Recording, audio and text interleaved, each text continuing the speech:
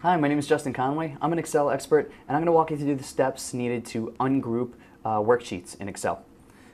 First thing you need to do is, once you open your Excel sheet, look down at the bottom and you'll see the different sheets that are located within this Excel document.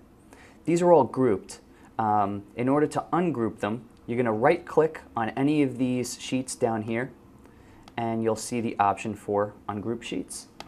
Select that, and now each sheet you can see is its own entity. In order to go back or to regroup sheets, let's say we just want to do sheet 1 and 2 because these are relevant pieces of information that somehow you think belong together. Either hold down Command or Shift and select the other sheet that you want to link. Right-click again, and you'll have the option, and then that'll actually group the sheets right there. Right-clicking will allow you to ungroup, and the holding down the Command or Shift keys will allow you to regroup again. That's how to ungroup and regroup Excel sheet information within Excel documents. My name is Justin Conway. Thanks.